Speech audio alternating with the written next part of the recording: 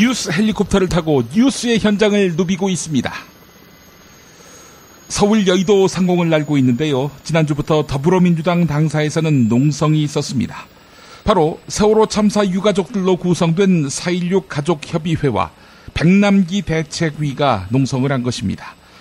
추미애 대표가 농성하는 분들 찾아가서 이렇게 말했다고 하지요. 사람 생명을 소중히 여기는 사회로 가야 한다. 정치인으로서 막중한 책임감을 느낀다. 네, 유가족들은 추미애 대표와의 면담 끝에 농성 중단을 결정했습니다. 추미애 대표의 노력하겠다, 해법을 찾겠다는 약속이 제대로 이행될까요? 추미애 대표는 전당대회 기간 내내 사드 반대를 당론으로 채택하겠다고 약속했었죠. 그러다가 유보했습니다. 계속 여의도 상공입니다. 새누리당이 정세균 국회의장의 정기국회 개회사를 두고 망언이라며 대한민국 민주주의의 이름으로 강력히 규탄한다고 주장했습니다. 대한민국 민주주의의 이름으로 말이죠. 그러면서 정세균 의장에게 의장직을 내놓으라 이렇게 촉구하기도 했습니다. 잠시 후에 들어보시겠습니다마는 박근혜 정부가 사드 배치를 일방적으로 결정한 것, 또 청와대 민정수석이 자기 직을 지키기 위해 수단과 방법을 가리지 않는 것에 대한 합리적이고 온건한 비판이었습니다. 새누리당 주장은 요컨대 이런 정세균 의장의 발언이 망언이고 청와대가 뭔 짓을 해도 침묵하는 게 정의다. 이런 주장을 펼치는가 봅니다. 청와대나 그렇게 생각하겠지요. 박근혜 대통령이 입버릇처럼 하는 말이 있습니다. 유승민 원내대표가 부당하게 행정부 업무에 대해 딴죽을 건다. 이러면서 유승민 대표를 내쫓으면서 논리로 썼던 말, 바로 삼권 분립입니다. 국회의장이 대통령 국정운영 행태를 비판하는 것도 망언이라고 하는 사람들에게 삼권 분립은 무슨 의미일까요?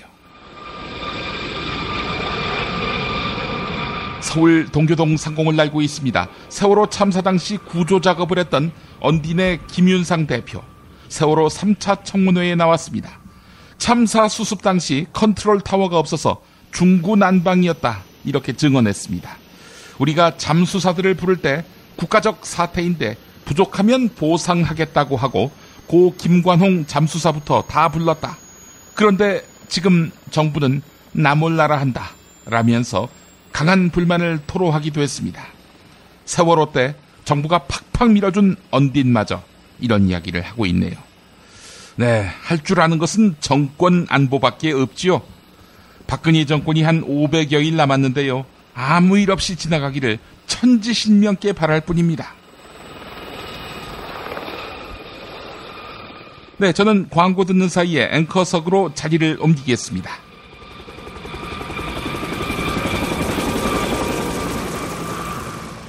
야, 근데 홍어가 진짜 그렇게 몸에 좋아? 아니 끝내준다니까. 근데 비싸지? 열나 싸고 열나 맛있는 홍어가 있다니까. 어디? 알싸한 홍어. 네이버 검색창에 알싸한 홍어를 검색하시고 1599-6456 전화 주문도 가능합니다.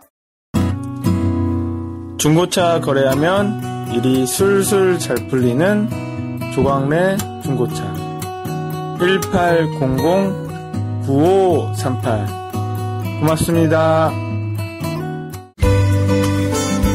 노력한 만큼 내어주는 자연, 그 자연의 마음을 알기에 정성농장 홍삼. 검색창에서 정성농장 홍삼을 검색해주세요. 010-9754-6972 다이어트를 위한 꿀팁. 동결건조 채소와 곡물, 단백질, 그리고 효소와 비타민, 미네랄로 만든 다이어트 전용 그린 스무디로 하루 한두 끼만 바꿔 드세요. 비타샵에서 만나요. 조선의 딸로서 잘하는 죄밖에 없는데. 남북 통일 만세! 새날이 올 때까지 불리한 진술을 거부할 수 있습니다. 김무성 나와! 이나 민주주의를 알아 이 새끼야!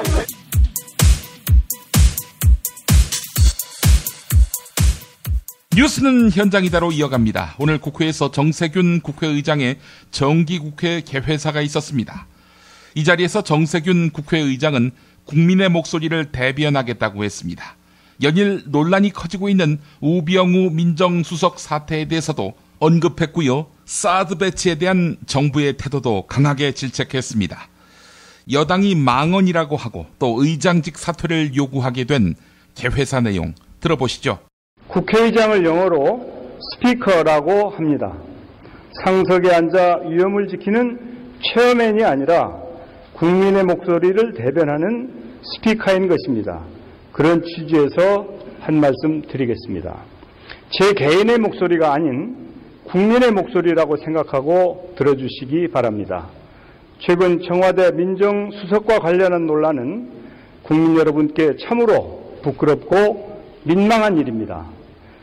국민의 공복인 고위공직자, 특히 청와대 민정수석이라는 자리는 티끌만한 허물도 태산처럼 관리해야 하는 자리입니다.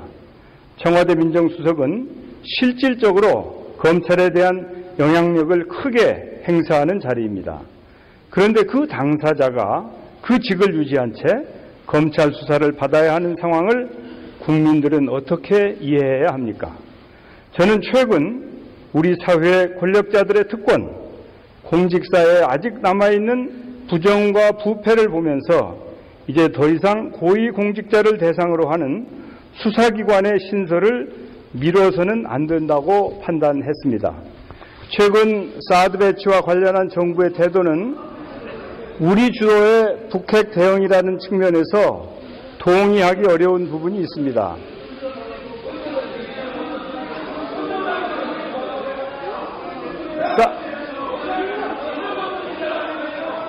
자, 의원 여러분 잘 경청해 주시고 사드 배치의 불가피성을 떠나서 우리 내부에서의 소통이 전혀 없었습니다. 그로 인한 주변 국가의 관계 변화 또한 깊이 고려한 것 같지 않습니다. 그런 과정이 생략됨으로 해서 국론은 분열되고 국민은 혼란스러워하고 있습니다. 북한의 잘못된 선택에 대한 응분의 제재는 반드시 있어야 합니다. 그러나 지금과 같이 남북이 극단으로 치닫는 방식은 곤란합니다. 엊그제 한 일간지 칼럼에서 제재 때문에 무너진 나라는 없으며 제재는 수단이지 그 자체가 목적일 수는 없다는 내용의 글을 읽은 적이 있습니다. 그렇습니다. 제재는 수단입니다. 때론 유용하지만 때론 위험한 수단입니다. 중요한 것은 수단 자체가 목적이 되어서는 안 된다는 것입니다. 지금 남북의 현실은 마주보고 달리는 열차처럼 위태롭습니다. 우리 국민과 국회가 언제까지 남북한 정부가 벌이는 치킨 게임의 관망자로 남아있어야 합니까? 한반도에서의 긴장 고조는 동북아 지역 평화에 직접적인 영향을 주게 됩니다. 작은 것이라도 가능한 부분부터 대화해야 합니다. 여야가 이 문제에 머리를 맞대야 할 것입니다. 정세균 의장의 개회사에 반발한 새누리당 의원들 전원 퇴장했습니다. 새누리당은 정세균 의장의 사퇴 촉구 결의안을 제출하기로 했습니다. 새누리당 최고위원이면서 친박인 이장우 의원은 SBS-TV 3시 뉴스 브리핑에 출연해서 새누리당 입장을 전했습니다. 정세균 국회의장이 국회를 이용했다. 오늘 개회사는 정세균 개인의 대권 도전을 표명한 것이다. 이런 주장입니다. 들어보시죠. 또 하나 지금 이장우 의원이 막 이 자리에 오시기 전에 국회 본회의에서 또 뭐 일이 하나 벌어졌는데 정세균 의장 저희가 얘기를 들었습니다. 정세균 국회의장이 사드와 또 우병우 민정수석에 관해서 그 개인의 견해를 밝히는 바람에 새누리당 의원들이 전원 퇴장하셨다. 그 자리에 계셨을 것 같은데요. 뭐 정세균 의장 얘기는 저희가 들었고 이장우 최고위원께서는 어떤 생각을 갖고 퇴장을 하신 겁니까? 국회의장은 당적을 이탈하게 돼 있습니다. 그 이유는 중립적인 상황에서 이 국회를 원만하게 운영하라는 뜻이거든요. 그런데 오늘 초선 야당 의원의 주장을 국회의장이 정기국회 개의식에 한 겁니다. 이건 정치적인 의도를 갖고 있다고 봅니다. 정세균 의장이 정치적인 이득을 보기 위해서 국회를 이용했다. 중대한 상황이고 이는 중립을 지켜야 될 국회의장이 편향된 시각으로 그것도 정기국회 첫 인사에서 그런 말씀을 한다 그러면 이건 중대한 일입니다. 이 국회 헌정사의 역사를 거꾸로 돌리는 아주 중대한 사건입니다. 그러면서 더 이상 이거에 대해서는 묵과해서는 안 된다. 그리고 중립적인 그 의사를 원만하게 여야가 때로는 여야가 갈등하면 중간에서 조정해야 될 의장이 거꾸로 지금 갈등을 부채지르는 하는 얘기를 서슴없이 했다. 이건 용납이 안 되는 일입니다. 이장우 의원께서 새누리당 지도부입니다. 그 최고위원이시고 그러면 새누리당이 앞으로 정기국회 의사 일정 전면 거부한다는 얘기까지 벌써부터 나오고 있는데요. 실제로 앞으로 어떻게 행동하실 것 같습니까? 지금 의총 이후에 오늘 지금 이 시간에 아마 긴급 최고위원회를 하고 있을 겁니다. 거기에서 앞으로 어떻게 할 건지 아마 정하게 될 거로 보는데 저는 국회의장이 다시는 이런 일이 일어나지 않을 수 있도록 사과를 해야 된다. 사과를 해야 되는데 우선 저희가 할 수 있는 역할들 중에 여러 가지 있습니다만 국회의장을 윤리위에 회부하는 안, 또 국회의장을 자리에서 내려올 수 있도록 하는 여러 가지 안들을 생각해 볼 수 있습니다만 국회의장이 분명한 정치적인 의도를 가지고 서슴없이 한 거기 때문에 특히 사드 문제는 이미 국가 안위와 관련해서 국민들께서 북한의 핵 위협이나 또 북한의 어떤 장거리 미사일 이런 개발을 통해서 국민들의 안전을 위해서 사드가 필요하다고 그래서 여당은 지금 당론으로 사드 배치를 찬성한 거 아닙니까? 그런 문제를 사견을 국회의장이 서슴없이 얘기하는 건 이건 있어서는 안 됩니다. 그리고 사드 배치를 반대하듯이 하는 의장이 대한민국 국회의장인지 저는 정말 의심을 했습니다, 오늘. 이런 분을 믿고 어떻게 국회 수장으로서 우리가 인정을 할 것이냐까지 오늘 심각하게 고민을 해야 된다. 저는 이렇게 보는 겁니다. 오늘 세월호 특별조사위원회 3차 청문회가 있었습니다. 세월호 참사 직후 구조 작업을 맡았던 안전관리업체 언디는 당시에 많은 비난을 받았습니다. 하지만 오늘 청문회에 출석한 김윤성 언딘 대표는 할 말이 많았습니다. 왜 구조를 위해 언딘을 부른 건지 나도 모르겠다. 게다가 사고 직후 만 하루가 지난 상황에서 불렀다. 우리도 굉장히 놀랐다. 또한 구조 작업을 펼쳐야 하는데 세월호 도면조차 주지 않는 등 현장에 컨트롤 타워는 없었다. 이렇게 밝혔습니다. 한편 오늘 청문회에서는 김시곤 KBS 전 보도국장이 나왔는데요. 아시는 대로 세월호 참사 당시 청와대 홍보수석이던 이정현 새누리당 대표에게서 보도 방향과 내용에 대한 통제를 당한 것으로 알려진 인물입니다. 김시곤 국장과 김진 조사위원의 일문일답 들어보시겠습니다. 사실 이제 저희 월 청문회에서는 이정현 증인도 같이 불러서 입장을 들어봐야 되는데 안 나오셨기 때문에 저희가 이제 의원실에 가서 위원회에서 조사를 하면서 녹취를 동의를 받아서 해온 게 있습니다. 저는 홍보 업무를 하니까 이제 다른 부처에서 판단을 한 거니까 해당 해경이라든가 이런 데서 아니다, 사실과 다르다 라고 하는 그런 주장들이 있었었기 때문에 그 당시에 몇 가지 그 오보 사안들이 있었었고 그런 오보 부분에 대해서 아마 그렇게 얘기를 또 있고 오보는 바로 잡아야 되는 거 아니겠습니까? 그러면 정부 입장에서는 바로 잡아달라고 하는 그런 입장으로 얘기도 했을 수도 있고 그랬을 겁니다. 저희 조사에는 이렇게 얘기했고요. 또 방송에 나와서 인터뷰도 합니다. 인터뷰 동영상 잠깐만 보시죠. 국가 위기를 탈출시키기 위해서 언론의 협조를 요청한 것은 기본적이고도 아주 당연한 홍보수석의 역할입니다. 일단 구제를 먼저 하고 그리고 나서 책임이나 이런 뒤에 묻자 하고 간곡하게 호소를 한다면서 좀 친분이 있다 보니까 좀 거칠게 말한 거예요. 또 오후에 국방부가 2번에 걸쳐서 그건 사실이 아니다 라고 했습니다. 그런데 저녁 9시 뉴스에 잘못된 그 내용이 나간 겁니다. 그 부분을 좀 바로 잡아달라. 그 다음 뉴스라도 좀 바로 잡아달라 라고 간곡하게 협조 요청을 한 겁니다. 이정현 당시 홍보수석은 그 해경이 UDT에 잠수를 막았다라는 그 부분이 오보라는 이야기를 여러 번 하고 있는데요. 실제로 KBS에서 그날 오보를 한 것이 맞습니까? 제가 사실 이정현 수석을 만난 건 단 한 차례 만났습니다. 그리고 이제 제가 호칭을 선배라고 얘기한 거는 보통 이제 기자들하고 이 사람이 원래 그 당직자 출신이니까 그런 관계에서 또 저보다 연배가 위니까 적절한 호칭이 없어서 선배라고 한 것뿐이고 그렇게 친분이 있는 관계는 아닙니다. 딱 한 차례 만난 적이 있었고요. 그리고 이제 그 오보라고 얘기하는 부분에 대해서 설명을 드리면은 4월 30일 날 그 당시 새정치민주연합 진성준 의원이 질의를 한 겁니다.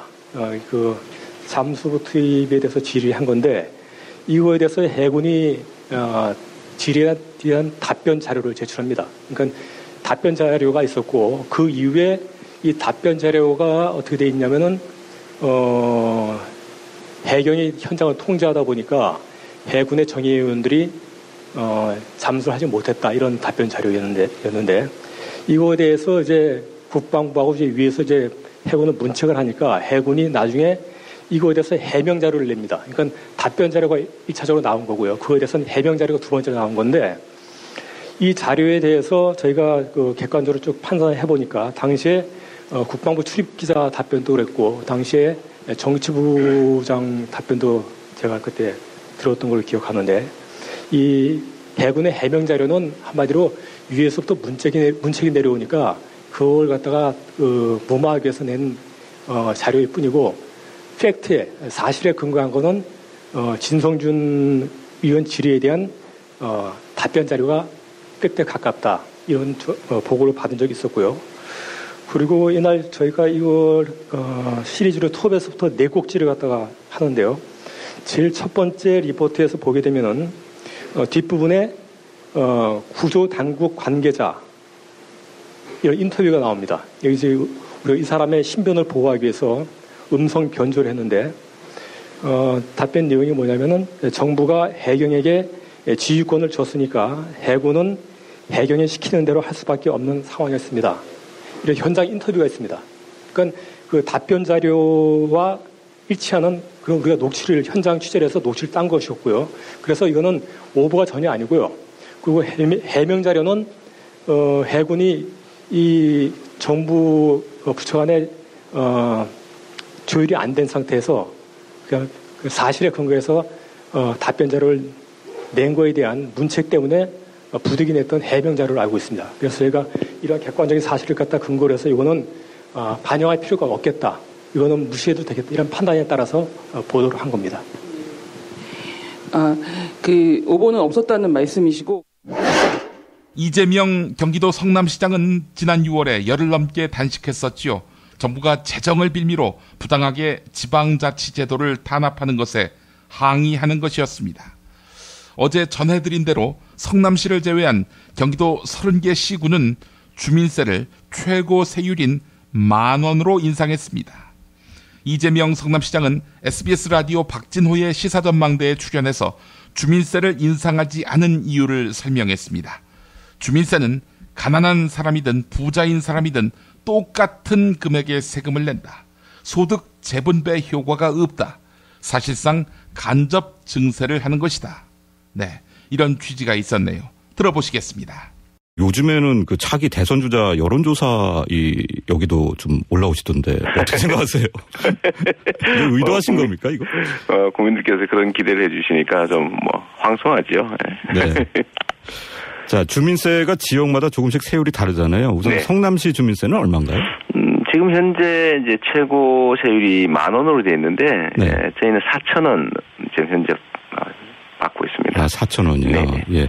자, 지역에 따라 차이가 있기 때문에 잘 모르시는 분들이 계실 텐데요. 올해 주민세를 인상한 지자체가 167곳 가운데 108곳입니다. 이 중에 101곳은 인상 한도 금액인 10,000원으로 인상을 했는데 성남시는 동결을 했죠.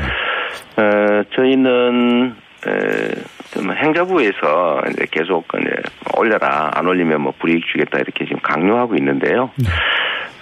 이 주민세 중에서 균등할 주민세라고 하는 겁니다. 그러니까 정액으로 똑같이 내는 거죠. 네. 이 문제의 핵심은 100억대 부자든 예를 들면 끼니를 때우기 어려울 정도로 가난한 사람이든 똑같이 5,000원을 낸다는 거고요. 네. 4,000원, 여기 1,000원 또 지방교육세가 있습니다. 근데 뭐 이거를 10,000원으로 올리게 되면 보통 생각에 5,000원 뭐 크냐 1년에 한 번인데라고 할 수 있지만 서민한테는 이것도 부담이거든요. 그렇죠. 다 똑같이 내는 세금이니까. 똑같이 내는 게 역진서 실제로는 세금이 가난한 사람, 부자인 사람 좀 차이를 둬서 소득 재분배 효과가 있도록 많은 재산 많은 사람 좀 많이 내고 뭐 이렇게 해야 되는데 똑같이 내고 똑같이 써버리면 사실은 소득 재분배 효과가 없잖아요. 네. 이게 문제고 두 번째는 우리 성남 시민들 같은 경우는 이미 이제 땅값 비싸고 건물값 비싸니까 세금을 다른 도시보다 수십만 원 더 내고 있어요. 네. 이미 재산세 이런 거를. 네. 너무 많이 낸다고 도시가 부자다. 즉 세금 많이 내니까 재정이 좀 많다. 네. 그 이유로 정부 교부금도 안 주고 불교부 단체라 그래서 또 여유가 있으니까 이 돈을 딴 도시에 도와줘라. 그래서 지금 1년에 그렇죠. 1,000억씩 또 뺏기게 됐잖아요. 네, 세금 많이 냈다고 불이익 받고 있는 판인데 네. 여기다 또 더 정부의 압박 때문에 또 낼 수는 없는 거죠. 자, 그런데 지금 중앙정부의 압력 때문에 주민세를 올린다 이런 얘기가 나오는데 주민세는 지방세인데 왜 중앙정부 얘기가 나오는 겁니까? 대한민국의 지방자치는 이미 죽었습니다.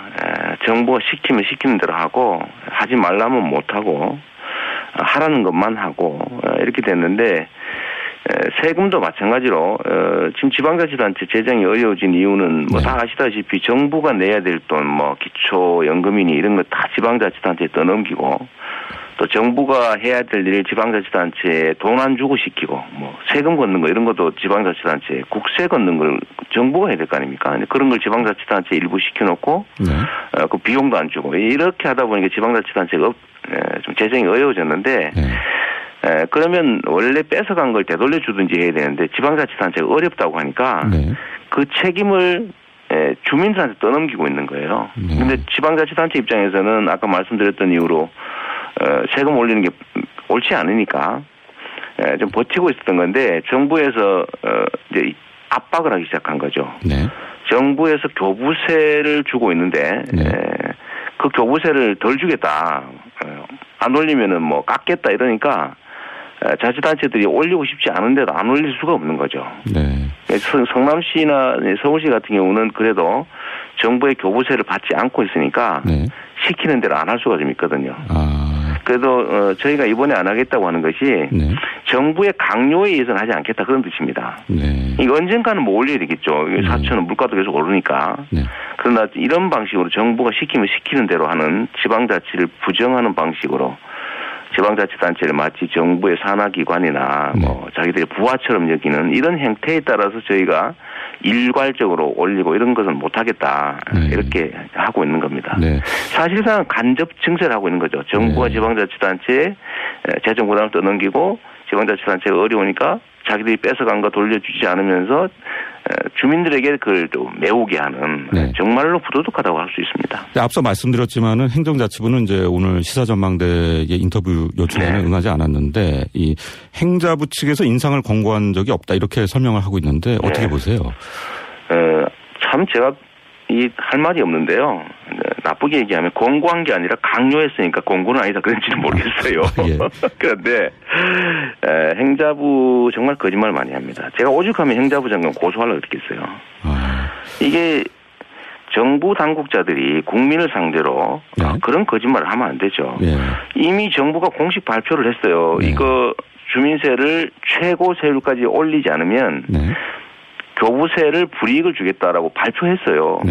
그런데 어떻게 그럼 그게 권고나 압박이 아닙니까? 그러니까 권유가 아니고 강요했다고 해서 그럼 권유라는 말 빠져나갔는지는 혹시 모르겠는데 정부가 공무를 처리하는 과정에서 이런 거짓말하는 거 정말로 이거는 대의민주주의를 부정하는 정말 파렴치한 행위입니다. 행정자치부 쪽에서는 이제 지방교부세 인센티브가 신설된 것이 아니고 2000년부터 이미 운영돼 왔던 것이다 이렇게 설명하고 있는데요. 그 전부터 있었는데 강화했어요. 더 강화한 것이요. 그리고 대놓고 압박했습니다. 안 올리면은 뭐 액수 비중 강화해가지고 깎겠다라고 발표했어요. 이거 정말 거짓말을 하는 거 옳지 않습니다. 그 뻔한 거를 이런 식으로 국민은 뭘로 보는 거예요? 김재수 농림축산식품부 장관 후보자의 인사청문회가 있었습니다. 과거 농림부에 재직하면서 업무 연관성을 빌미로 농협과 대기업으로부터 갑질을 했다는 의혹을 샀지요. 기업들의 집을 헐값에 사고 팔면서 3억 5천여만 원의 이득을 챙긴 것입니다. 이런 의혹에 대해서 김재수 후보자는 업무 관련성이 없다 이렇게 잡아댔습니다. 한편 농협은행으로부터 수억 원을 빌렸는데 연 1.4%대 금리여서 놀라게 했습니다. 자, 김재수 후보자 농협은행에 이자를 낮춰달라고 한 적이 없다 이렇게 맞받아쳤는데요. 의혹만 가지고는 물러날 생각이 없어 보입니다. 김재수 후보자와 김한정 더불어민주당 의원 사이의 일문일답 들어보시겠습니다. 김재수 후보자께서는 용인 소재 아파트를 2001년에 구입한 적이 있으시죠? 그렇습니다.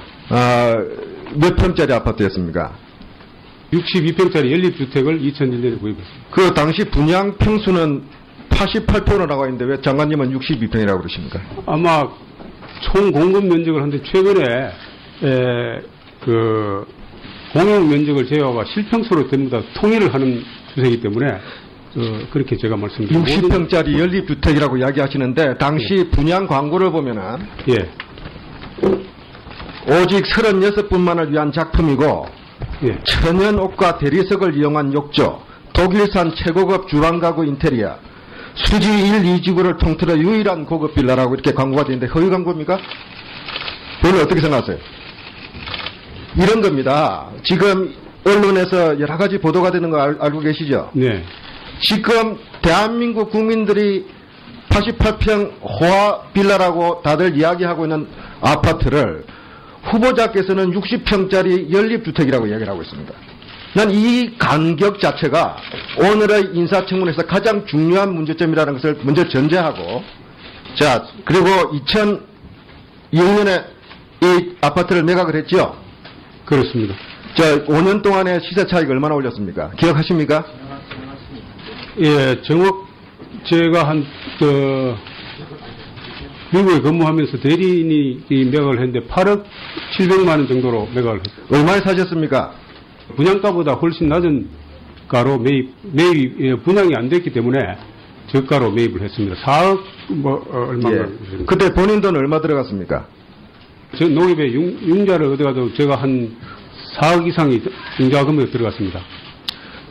그래서 지금 그 자료를 보니까요. 예. 시가 6억 7천 분양가의 아파트를 4억 6천만 원, 2억 1천만 원을 싸게 구입을 했거든요. 예.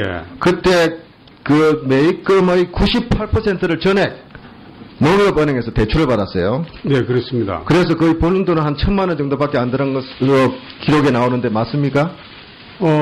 거의 전액에 상당한 금액을 농협으로 융자를 받아서 당시 장관 후보자는 농림축산식품부에 어떤 위치에 있었습니까? 국장 보직에 있었습니다. 국장이면은 농림식품부에서 가장 고위급 공직자 맞죠? 예, 고위 공직자라고 할 수 있습니다. 자, 대한민국 국민이 당시 평균 시중 대출금리가 8%쯤 됐습니다. 지금보다 많이 높았어요.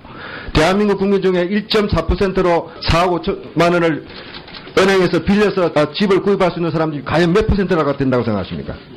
예, 그 흔한 일입니까? 흔하지 않은 일입니까? 흔치 않은 일이라고 생각이 됩니다. 예. 저는, 예. 그리고 왜 하필이면 또 농협은행입니까?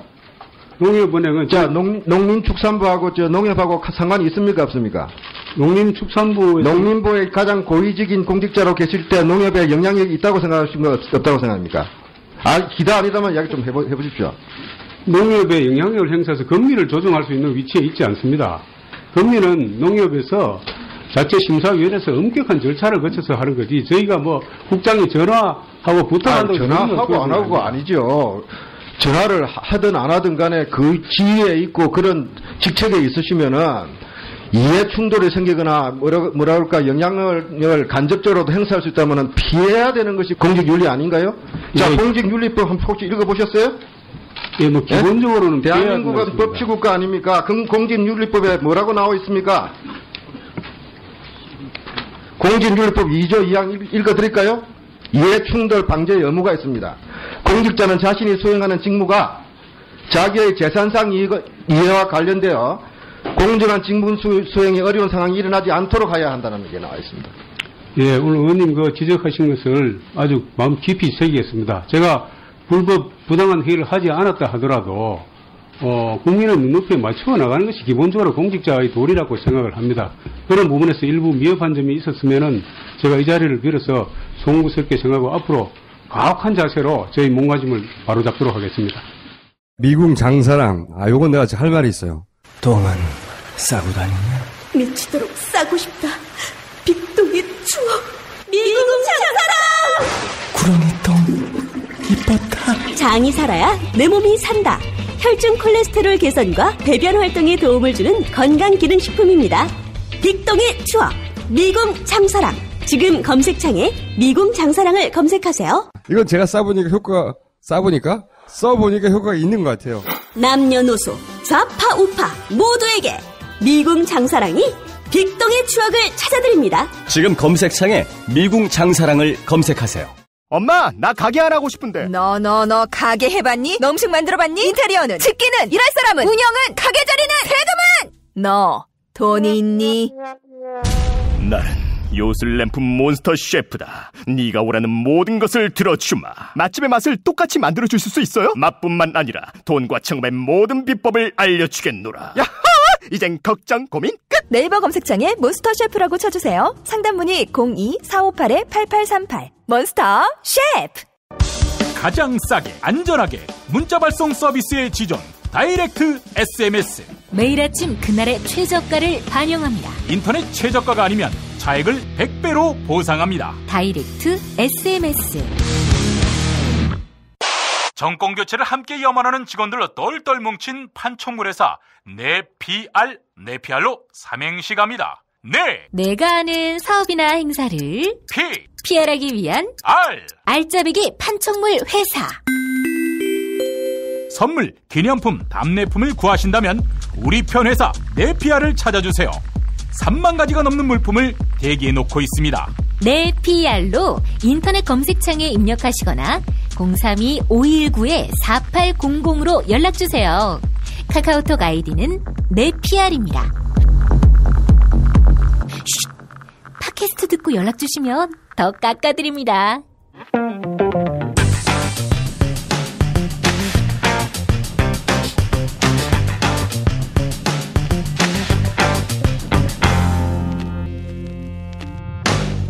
원로들의 지혜와 통찰로 국가공동체의 내일을 구상하는 시간 피박토론입니다. 인님, 창님 어서 오세요. 안녕하세요. SNS 시대의 페이스북 스타 인사드린다고 봐요. 뭐? 페이스북? 이게 무슨 책이야? 누구 얼굴 사진을 실은 책이야? 그 페이스북이 무슨 책이에요? SNS라니까. SNS? SBS가 만든 채널인가? 자자, 이님께서 페이스북의 세계로 들어오셨는데요. 본인의 생각만 옳다는 판단에서 좀 더 지경이 넓어지시기를 기원합니다. 야, 똥보 새끼, 너 이 새끼 지금 날 가르치냐? 너 따위 새끼가? 사회자, 난 가르치지 마라. 너한테 배우고 싶은 거 전혀 없다. 창녕감님, 제가 SNS 하는 법 알려드릴까요? 어이, 왜 돼? 내가 한마디만 하지. 외국어대가 이문동 쪽에 있지. 이문동에 있는 정형외과에 가서 부디 좆가. 자자, 오늘 토론할 주제는 기본소득입니다. 얼마 전 스위스에서 국민들에게 차별 없이 월 300만 원씩 현금을 주는 그런 제도를 도입하려다가 부결됐지요. 그래도 국민들이 최소한 생계 걱정 없이 기본적인 품위를 유지하며 살 수 있는 그런 세상이 열리지 않겠는가 하는 점에서 유의미한 논의가 될 것 같은데요. 자, 두 분은 어떻게 생각하십니까? 기본소득은 내가 국회 연설 때도 했던 말이고 그건 뭐 반드시 도입해야 한다고 봐요. 근데 이런 지적이 있습니다. 기본소득을 도입하면은 국민들이 일은 안 하고 놀고 먹는다, 뭐 이런 건데요. 그런 논리로 최저임금을 안 올리는 거 아니겠어? 아니 씨발 알바들이 몇천 원 올리면 갑자기 귀족이 되나? 일 안 하고 때려치고 노나? 말도 안 되는 얘기지. 그거 생각해보라고. 국가 시책대로 하면 좋대요. 그 애를 서너 명 낳아봐. 누리과정 개판이지. 고등학교 의무교육 말만 무성하지. 그 사교육은 어떻게 할 건데? 그리고 대학 가봐 씨발. 등록금 폭탄 이건 어떻게 할 건데? 그리고 그 졸업만 하면 취업이 되나? 성형해야지. 스펙 쌓아야지. 뼈 빠지게 일하지 않으면은 그 가족들을 부양할 수 없다고 봐. 게다가 일 나가는 아빠가 병이 나봐. 집안이 무너진다고. 그러니까 사회 안전망을 구축하는 차원에서라도 그 300만 원까지는 아니더라도 몇십만 원이라도 그 국가가 책임져 줘야 한다고 봐요. 이님 생각에는 얼마 정도의 기본소득이 보장되면 좋겠다고 보십니까? 나는 뭐 많은 걸 바라지 않는다고 봐요. 어버이연합 보면은 그 한 번 시위 나오는데 길어야 2시간 아니야. 그리고 2만 원 받지. 그래서 나는 그 하루 2만 원이면은 족하다고 봐. 아니 그렇게 다달이 줄 게 아니라 한 가구당 2억을 주면 어떨까요? 일생에. 야, 그 2억이 애 이름이냐? 그 받으신 분도 있지 않습니까? 그 누구야? 나구나. 동아은행으로부터. 이 씨발 똥보 새끼. 너 이 새끼 모처럼 내가 그 정청래한테도 박수 받을 말을 했는데 여기다 침을 뱉어? 이 씹새끼야. 정말 그 욕설이 난무하고 막말이 횡행하는 이런 족같은 토론은 씨발 그만 나오고 싶네. 그 말에 품격이 있어야지. 족도 지랄들만 하고 있으니. 아니 그러면서도 창님도 욕하시면 어떻게 합니까? 야 사회자, 난 서울대잖니. 창님은 기본소득에 대해 어떤 의견이세요? 저야 뭐 저소득층 국민들 찾아다니면서 돈을 나눠드리고 싶습니다. 현찰을 팍팍. 대기업으로부터 받은 차가 있지 않습니까? 여기에 한가득 실은 지폐를 그냥 나눠드리고 싶은 게 제 심정입니다. 차떼기 한 돈? 사회자, 이 말을 족같이 하나? 기왕이면 아름답게 할 수 없어? 하지만 공짜로 돈을 주는 것보다는 가난한 사람들을 골라서 선별적으로 혜택을 부여해야 한다. 이게 제 생각입니다. 그러면 낙인 효과라는 문제가 발생하지 않습니까? 내가 가난하다는 것을 입증해야 하고 그 과정에서 더 마음이 무너지는 거 아니겠습니까? 아니 그러면은 그 세상에 공짜가 어딨니? 주민센터 찾아와서 나 가난하니까 돈 주시오. 이러면 돈을 줘야 되냐 이거야. 그러니까 보편적 복지, 이건희 회장부터 거지 춘삼이 형까지 다 균등한 복지를 보장하자는 거지요. 이건희 회장과 같은 혜택이라. 그러면 성매매 서비스도? 무슨 그런 말씀을 하세요? 하여간 서울대를 비롯한 모든 대학을 똑같은 대학으로 만들자. 그러니까 강남대와 외대와 서울대가 같은 대접받는 그런 세상은 꿈꾸지 마라. 내 눈에 흙이 들어가기 전에 똥보야, 내가 지금 흙 뿌렸어. 창녕감 눈깔에다가. 하여간 기본소득 논의 대선 앞두고 다시 한번 잘 정돈해서 우리 사회에서도 실현 가능할지 논의했으면 좋겠습니다. 기본소득에 대한 애청자 여러분의 생각도 알고 싶습니다. 게시판에 의견 남겨주시기 바랍니다. 피박토론 마칩니다.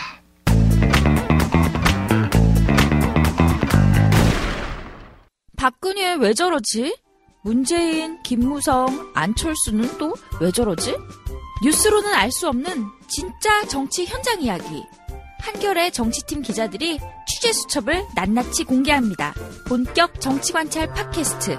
언니가 보고 있다. 팟빵에서 언니를 검색하세요. 한겨레 정치바와 함께하는 정치 한 건에 써. 한겨레 정치팀 정치바의 김태규 기자 만나겠습니다. 김태규 기자님. 예, 안녕하세요. 예. 안희정 충남도지사가 대선 도전 선언한 겁니까?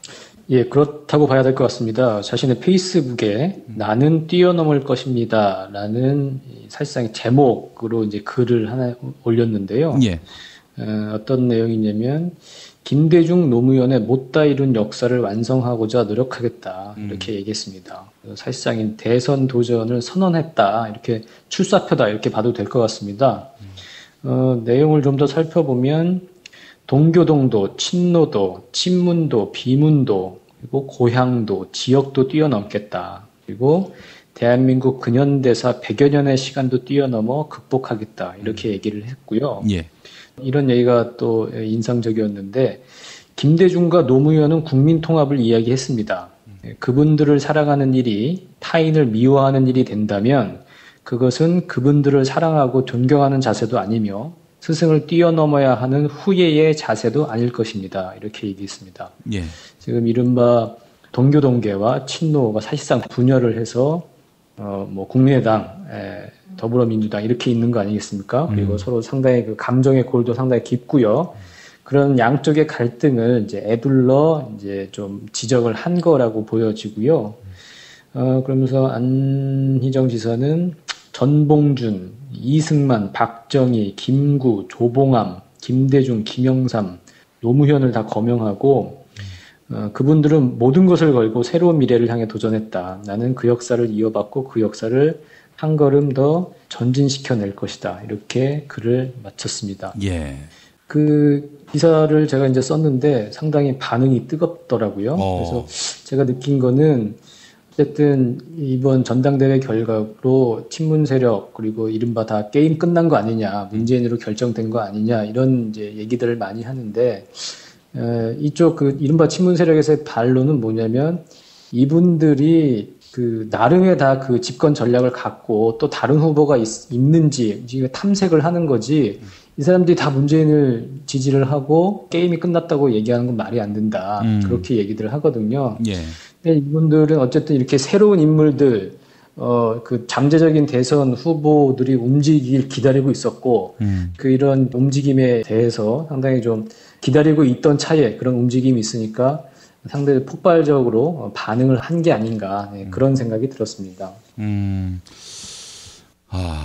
안희정 대망론 이제 표면화되는 건가요? 그런데 기왕이면 뭐 기자회견이라든지 뭐 퍼포먼스라든지 이런 형태로 출사표를 던지는 게 낫지 않았을까 싶은데 굳이 SNS로 한 이유는 무엇인지 싶기도 하고요. 뭐 중요한 내용은 아니긴 합니다만은 그래도 한 정치인의 중대한 선언이라면은 모양새가 좀 있어야 되지 않겠는가 하는 생각도 들긴 합니다만은.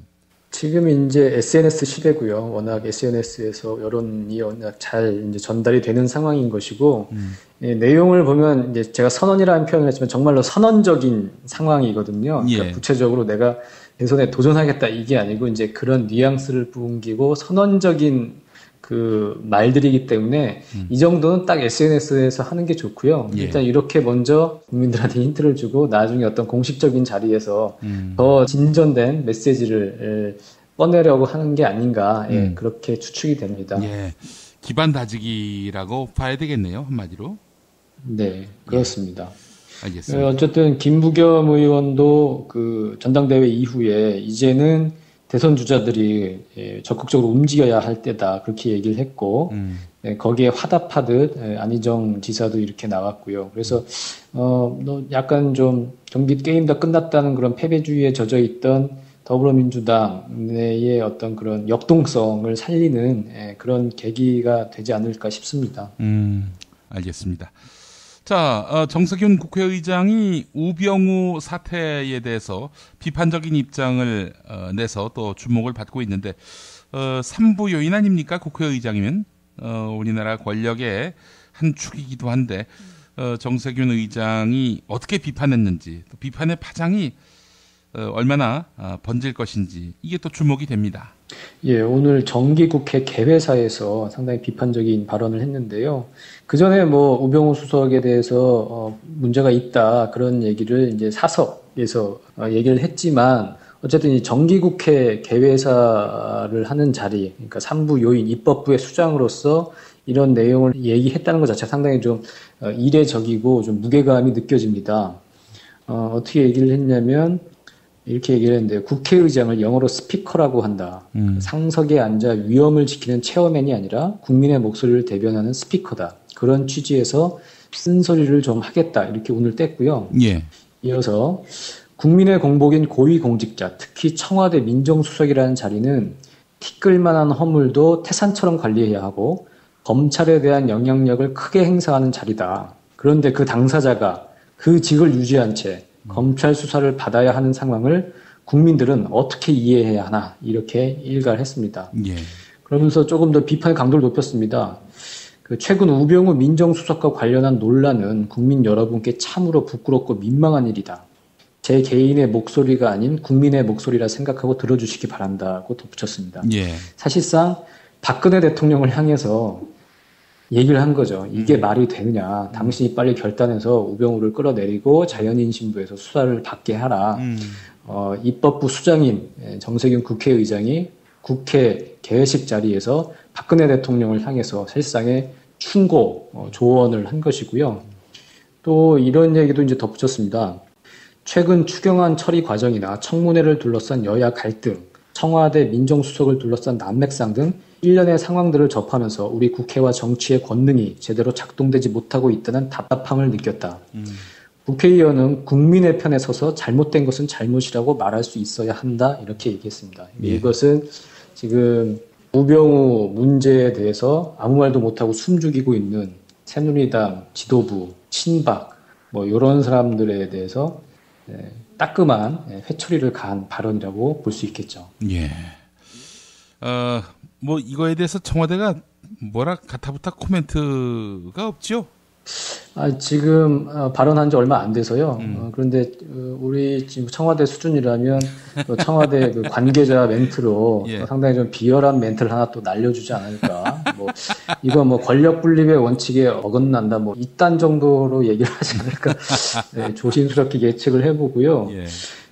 정세균 의장은 이뿐만이 아니라 사드 배치 문제에 대해서도 강하게 비판을 했어요. 뭐라고 얘기를 했냐면 최근 사드 배치와 관련한 정부의 태도는 우리 주도에 북핵 대응하는 측면에서 동의하기 어렵다. 내부 소통이 전혀 없었다. 이렇게 비판을 했는데 예. 이런 부분이 나오자 새누리당의 친박 의원들이 고함을 지르면서 몇 명은 퇴장을 했다고 하네요. 박근혜 대통령에게 보여주기 위한 제스처겠죠. 예. 어쨌든 상당히 야당의 국회의장으로서 할 말은 하는 그런 태도를 보여줬다고 생각됩니다. 예.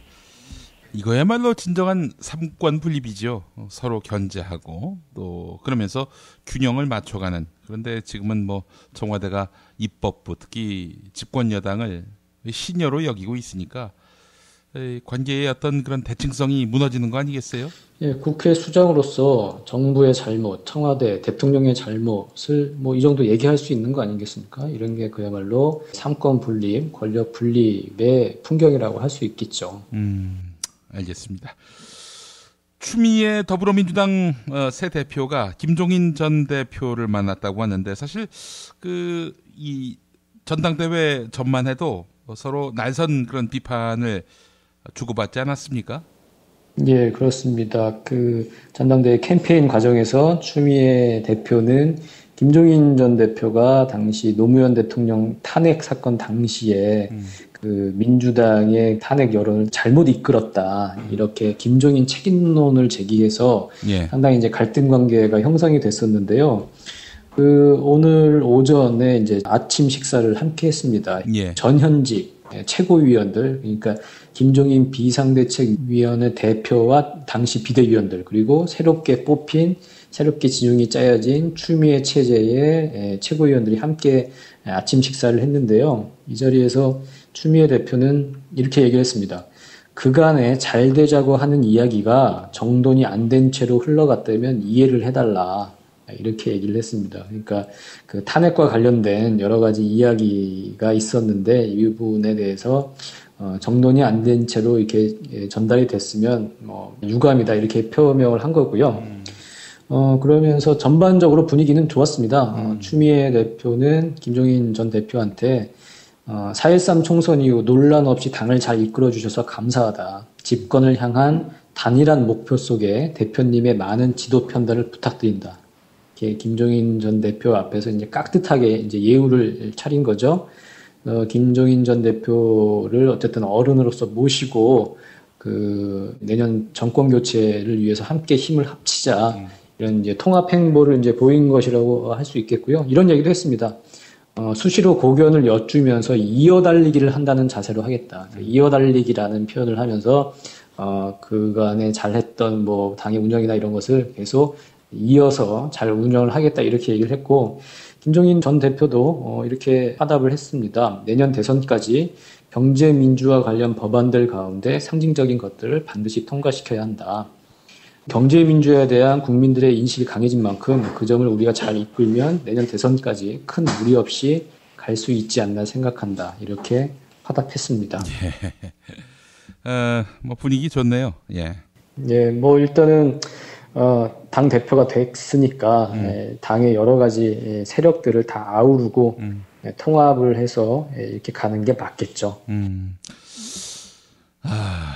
그런데 여하간 차별화하지 않으면은 안 되는 거 아니겠습니까?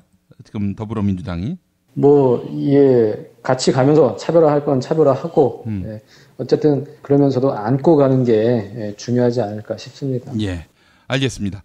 한겨레 정치팀 정치바의 김태규 기자와 함께했습니다. 김 기자님 수고하셨습니다. 예, 감사합니다. 기억하시나요? 탐라오렌지. 무더위를 한 방에 날려버릴 탐라오렌지의 황금향. 지금 인터넷에서 탐라오렌지를 검색하세요. 추석 선물로 끝내주는 황금향. 황금향도 주문받고 있다고 봐요. 세계 최초의 미용 베개 바슈필로우를 아시나요? 아름다운 얼굴, 탱탱한 피부, 건강한 수면. 세계 최초의 미용 베개 바슈필로우가 도와드립니다. 검색창에 미용 베개 바슈필로우를 검색해주세요. 술자리 많은 요즘 3차까지 달린 당신을 위한 필수품. 전창걸의 새싹 땅콩차. 이제 속쓰림은 잊으세요. 070-8635-1288 070-8635-1288 가장 싸게 안전하게 문자 발송 서비스의 지존 다이렉트 SMS. 매일 아침 그날의 최저가를 반영합니다. 인터넷 최저가가 아니면 차액을 100배로 보상합니다. 다이렉트 SMS. 뉴스가 쉽다. 뉴스가 즐겁다. 뉴스가 알차다. 왜냐고요? 김용민 브리핑이니까요. 일부에서 주장하는 방송 장악은 그것을 할 의도도 전혀 없고 법적으로도 불가능합니다. 우리 공동체가 꼭 알아야 할 뉴스. 여러분의 뉴스 보좌관 김용민이 챙겨드립니다.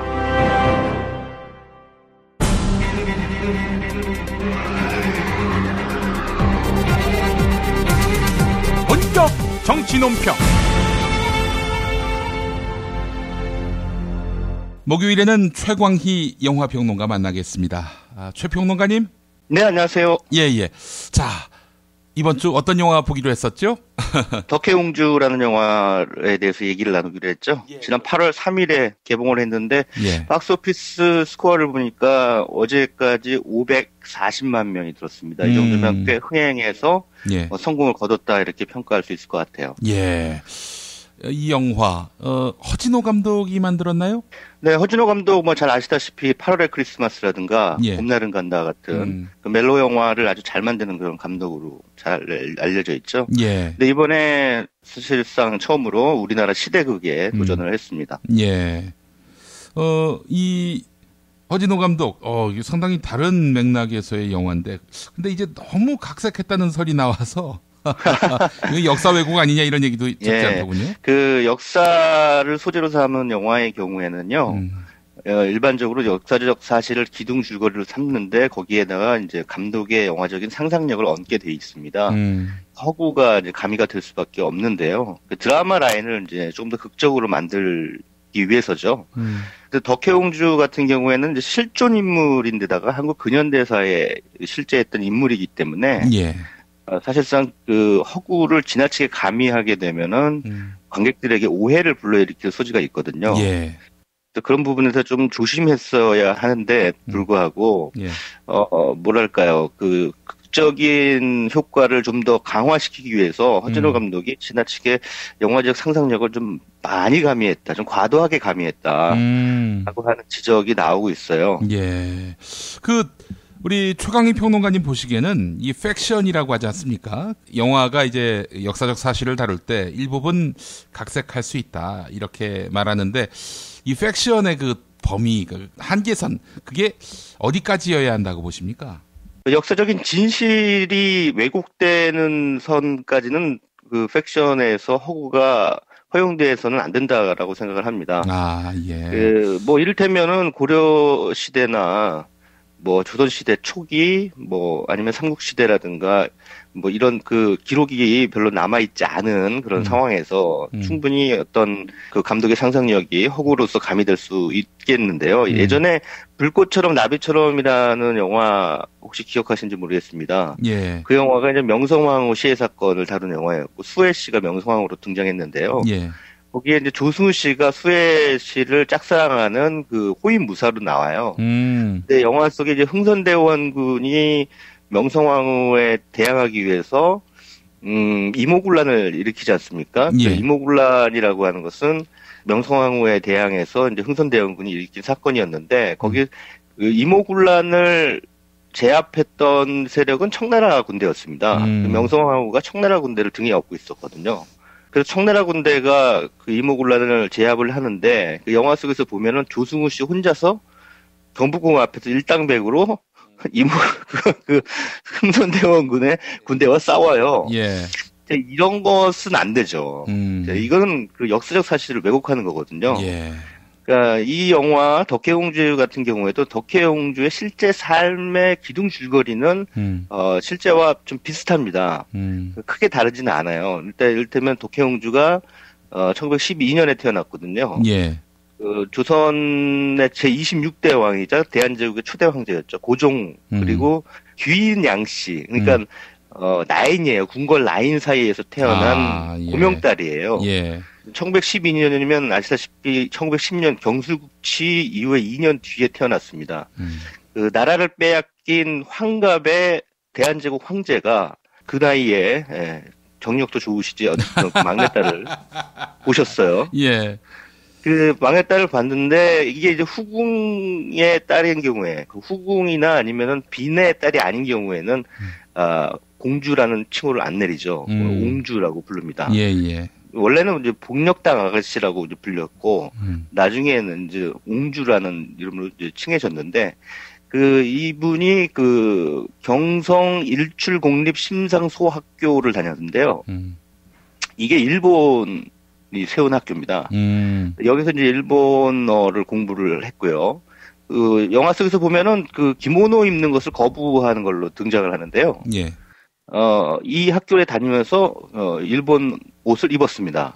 실제로. 예. 그리고 13살에 이제 유학을 명분으로 강제적으로 이제 동경으로 보내졌죠. 그건 역사적 사실입니다. 근데 영화 속에서 보면은 13살이 아니라 조금 더 나이가 든 뒤에 이제 간 걸로 이렇게 돼 있어요. 가서 그 일본 황족들이 공부하는 가쿠슈인이라고 하는 학교에서 공부를 했어요. 그리고 이제 영화 속에서 그대로 나오는데 스시마 번주 가문의 그 당주이자 백작인 소 다케유키와 정략 결혼을 합니다. 그 사이에 이제 소 마사에라고 하는 딸을 낳게 되는데, 그리고 이제 조현병, 이제 정신분열증이라고 옛날에 불렸던, 그렇죠. 예, 예. 조현병 증세를 보인 뒤에 1946년부터 이제 정신병원에 입원을 하게 되는 그런 그 굴곡 많은 인생 역정은 허준호 감독이 충실하게 영화 속에 옮겨놓고 있습니다. 근데 다만 이 영화 속에서 허구가 들어가 있는 그 분이 뭐냐면은 그 박해일 씨가 독립군으로 나오거든요. 위장한 일본군 장교로 등장을 해서 예. 이 덕혜옹주와 덕혜옹주의 배다른 오빠인 영친왕 다 일본에 볼모로 잡혀가 있었는데요. 두 사람을 대한민국 임시정부가 있는 상해로 망명시키려고 하는 시도를 하게 되죠. 근데 그것은 역사적 사실이 아닙니다. 그리고 영화 속에서 그 덕혜옹주가 일본에 강제로 징용당해서 온 그 노역을 하러 온 그 조선인들 앞에서 연설을 해달라라고 하는 그 일본 제국주의의 부탁을 받고 가서 일본어로 연설을 하다가 갑자기 한국말로 빼앗긴들에도 본문 옵니다라는 말을 하거든요. 예, 예. 역시 확인되지 않은 사실입니다. 그러니까 보통 보면은 그 대한제국의 그 황손들이나 황족들이 그 일제에 의해서 국권이 빼앗긴 뒤에 어떤 종류의 독립운동을 했느냐? 전혀 하지 않았거든요. 그렇기 때문에 그 이들이 결국은 이제 해방 이후에 내쳐진 거거든요. 그렇죠. 그리고 대한민국 임시정부는 대한제국의 정통성을 이어받지 않았습니다. 또 아시다시피 대한민국은 대한제국의 정통성과는 무관합니다. 예. 대한민국 임시정부의 정통성을 이어받았다고 헌법에 나와 있습니다. 그런 만큼 어떻게 보면 그 대한제국에 대한 어떤 낭만적인 회고, 그런 민족주의적인 차원에서 이런 덕혜옹주라고 하는 한 인물을 불러내서 일정 강점기의 그 아픔을 다시 한번 재현하려고 하는 허준호 감독의 의도는 알겠으나 전체적으로 봤을 때 역사의식의 부재라고 하는 차원에선 비판할 지점이 없지 않다라고 말씀드릴 수 있을 것 같습니다. 예. 아니, 그, 분명한 친일의 역사가 있는데, 이런 분을 항일 인사로 포장하는 거야말로, 이거는, 이게 뭐, 역사적 무지를 넘어선 거의 뭐, 테러가 아닌가 이런 생각도 들 것 같은데요. 예. 그만 덕혜옹주가 친일을 했다라고 할 수는 없어요. 왜냐하면은, 어쨌든 그, 국권을 빼앗긴 상태에서 태어났기 때문에요. 예. 또 그 일제가 조선 황실을 정략 결혼을 통해서 그 이른바 내선일체라고 하는 그런 이데올로기를 이제 선전하는데 활용했거든요.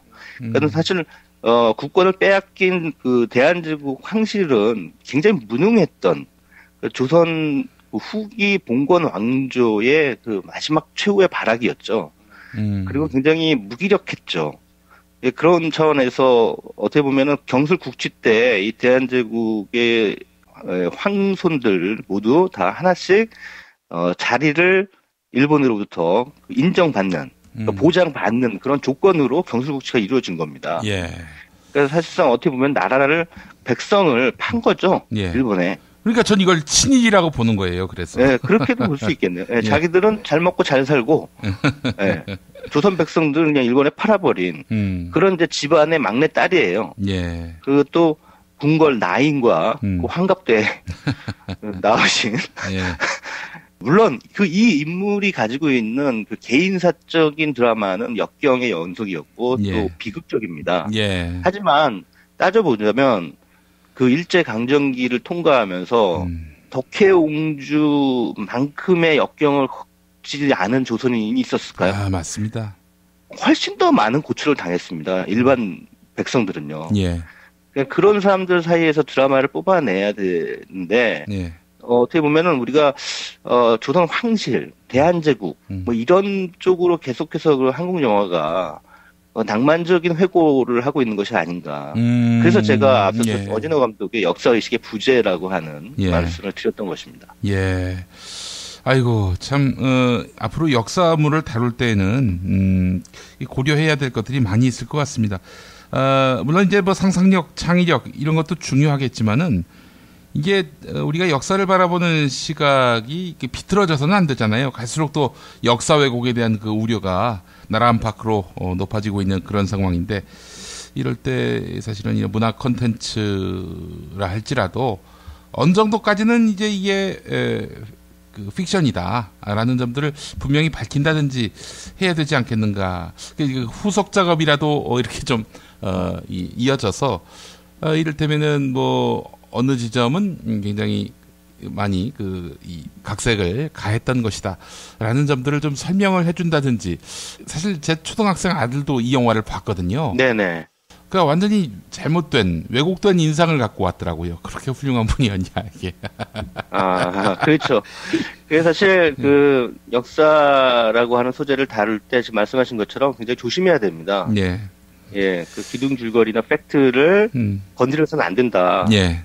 그게 이제 제 생각이고요. 예. 전체적으로 봤을 때 역사를 가지고 영화를 만들 때는 우리가 자랑스러워해야 될 역사는 자랑스러워하는 건 당연한 건데요. 반성이나 성찰도 필요하다고 생각합니다. 예. 우리 역사에서 다시 되풀이되어서는 안 될 그런 지점에 대한 반성 이런 것들이 있어야 되는데 저는 그 반성의 한 지점 위에 굉장히 중요한 위치를 차지하고 있는 것이 대한제국이라고 생각해요. 국권을 일본에 줬잖아요. 예. 그러니까는 그 대한제국을 부정해야지 대한제국을 긍정하려고 하는 그 영화의 시도는 전 별로 이렇게 크게 반길 만한 일은 아니라고 생각합니다. 예. 평론가님, 그러면은 대한제국을 소재로 한 영화가 또 있었습니까? 지난번 명성황후는 대한제국은 아니지만은 여하간 뭐 그런 범주로 친다 하고요. 네, 대한제국을 소재로 한 영화 중에 이제 가베라는 영화도 있었어요. 예. 가베라는 영화가 이제 고종 황제를 독살하려고 하는 그런 그 뭐 커피를 통해서 독살하려고 한다라고 하는 그런 예. 이제 소재를 가지고 이제 흥미로운 영화를 만들었는데 지금 흥행에서는 실패를 했고요. 예. 앞서서 말씀드렸다시피 뭐 대한제국 이전이긴 하지만은 흥선대원군과 명성황후 사이의 갈등을 로망으로 담아냈던 불꽃처럼 나비처럼이라는 영화도 있었고요. 예.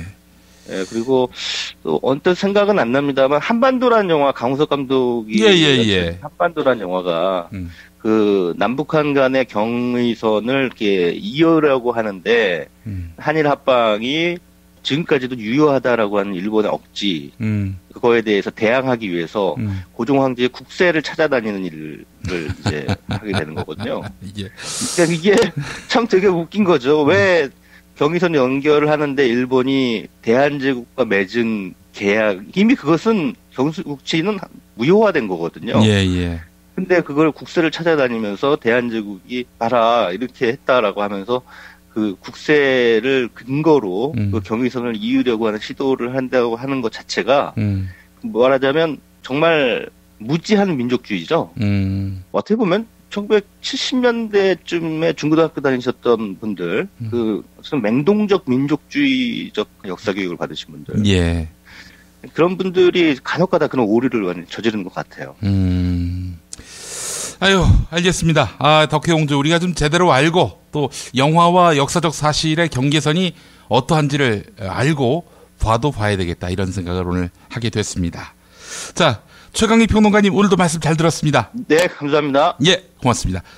살다 보면 꽃 주문할 일이 생깁니다. 1566-0263 네이버에서 검색된 사이트보다 최대 2만 원 싸게 해드립니다. 좋은 사람과 플라워 1566-0263 잊지 마세요. 생활인을 위한 꿀팁.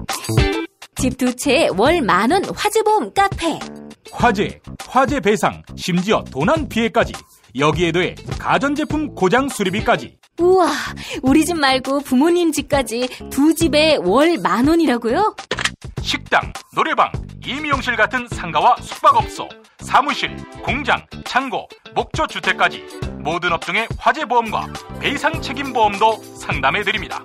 02849-9730 연중 무휴라 언제든 02849-9730 건강식품의 지존 전복을 택한다면 100% 완도에서 잡은 와우 전복. 네이버에서 와우 전복을 찾으세요. 010-2443-0818 한우 사고를 집어넣고 24시간 팔팔 끓인 곰탕 연지연 곰탕. 어린이부터 노인까지 누구나 좋아하는 건강식 연지연 곰탕. 택배로 신청하시려면 010-7252-1114 오늘을 읽는 책 문학평론가인 국민대학교 국문학과 정선태 교수와 함께합니다. 오늘도 정선태 교수님 만나 뵙겠습니다. 교수님. 네, 안녕하세요. 예. 오늘 어떤 책 만나볼까요?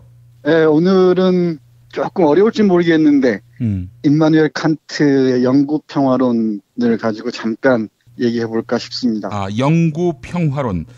예. 이 영원한 평화라는 책도 있지 않습니까? 네, 그거 같은 책입니다. 또 같은 이거 책이군요. 우리 김 표현님은 영구의 평화론이다 이렇게 하실까 걱정했는데. 영구 없다 할 때 영구요. 예.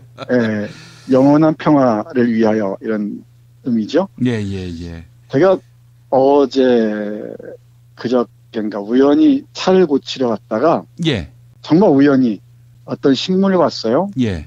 이른바 그 부패 기득권을 대변하는 언론으로 알려진 신문을 봤더니 어떤 뭐 잘 아는 사람일 텐데 컬럼이 있어요. 우리는 언제까지 방어에만 매달릴 것인가. 예. 섬뜩했습니다. 그 컬럼을 보면서 예. 이 내용인즉슨 이렇습니다. 우리가 방어에만 머물지 말고 공격으로 전환해야 한다. 아이고. 대통령은 사드가 오로지 대북용이고 방어용이라는 것을 대내외에 강조하는데 사드가 미국 것이 아니고 우리 것이면 그나마 생존용으로 통할 수 있다. 그러나 사드 가지고도 이 안보 난국을 타개할 수 없다면 핵으로 갈 수밖에 없다는 것을 대내외에 천명해야 한다. 북이 SLBM으로 가면 우리도 원자력 잠수함으로 가고 이지스함으로 미사일 요격 체제를 도입할 수 있다는 결기를 보여야 한다. 우리가 사드건 뭐건 방어에 머물고 있는 한 우리의 선의를 믿어줄 주변국은 없고 우리의 국방력을 두려워할 적대국은 없다. 내가 공격을 받으면 맞받아 공격을 할 수 있다고 믿을 때 상대방이 자제하게 된다는 것은 인류 역사가 입증하고 있다. 운운하면서 섬뜩합니다. 무기 무한 경쟁, 무한 군비 경쟁, 그리고 적대의 항구화, 이런 것들을 공공연하게 얘기하는 이런 글들을 보고서 이런 의견에 동의하는 사람도 꽤 있죠. 아무래도 전쟁이 일어나야 좋을 사람들도 있죠. 그렇긴 하지만 우리 청년들이 나가 싸워야 되는 거 아니겠습니까? 이런 글 쓰는 사람은 절대 전쟁이라도 죽지 않습니다. 전쟁에 나설 이유도 없고요. 예. 이런 전쟁은 늘 계급적인 문제이기도 하죠. 예. 우리 시민들이 희생양이 될 수밖에 없는데 이런 전쟁과 군비 경쟁을 선동하는 이런 글들을 보면서 잠깐 몽상을 펼쳐봤습니다. 오늘 제가 말씀드리는 것은 칸트를 인용하긴 하지만 어떤 한 문학 공부한 사람의 몽상이라고 생각하고 들어주시기 바랍니다. 칸트의 영국 평화론은요, 1796년에 간행됐는데요. 예. 템플릿 형식의 자그마한 책자입니다. 예. 충격이나 영향은 대단했던 것 같습니다. 그러니까 1789년 프랑스 혁명 이후에 혁명 전쟁이 계속되잖아요. 예, 예. 프랑스 나폴레옹 중심의 이제 유럽이 전화의 소용돌이에 빠져드는데 예. 또 프로이센과 프랑스 사이는 좀 안 좋았죠. 국경 분쟁이 많았고 전쟁이 많았고. 예. 그래서 칸트가 고민했던 모양입니다. 이제 3대 비판서, 이른바 순서이성 비판, 판단형 비판, 실천이성 비판을 다 쓰고 난 다음에 노년에 71살이 되었을 때 노년에 도대체 전쟁을 막고 영원한 평화로 나갈 방법은 무엇인가 고민하면서 쓴 글이라고 합니다. 예. 그래서 이 제1장 제1항이 이렇게 나와 있습니다. 장래에 있을 전쟁의 씨앗을 비밀리에 유보한 채 체결된 평화조약은 결단코 평화조약이라고 할 수 없다. 오. 이제 그 역사적으로 보면 바젤 조약을 염두에 두고 얘기한다는데요. 예. 그러니까 평화조약이 겉으로는 평화조약이지 비밀리에 전쟁의 씨앗을 간직하고 있는 조약은 전혀 평화조약이 아니라고 얘기합니다. 예. 그러면서 이렇게 부연 설명하는데요. 왜냐하면 그렇게 된다면 그것은 사실상 휴전에 지나지 않으며 적대 행위의 연기일 뿐이고 진정한 평화가 아니기 때문이다. 예. 평화란 모든 적대 행위의 종료를 의미하며 영구적이라는 형용사를 평화에 덧붙이는 것은 오히려 의혹을 불러일으키는 표현의 중복이라 할 수 있다. 평화조약을 체결한 당사자들은 아직 잘 알지 못하고 있겠지만 장래 전쟁의 씨앗들은 여전히 남아있으며 이러한 씨앗들은 평화조약의 체결에 의해 송두리째 부정되고 있다 하면서 전쟁의 원인을 철저하게 제거하지 않은 평화조약은 평화조약이 아니라는 거죠. 사실 우리 한국의 남북한 분단 현실에 보면 아직도 우리 평화조약도 못 가 있죠. 정전협정, 휴전 상황인데 이 전쟁의 씨앗은 아주 언제든지 터져버릴 수 있는 상황으로 아직까지 남아 있습니다. 예.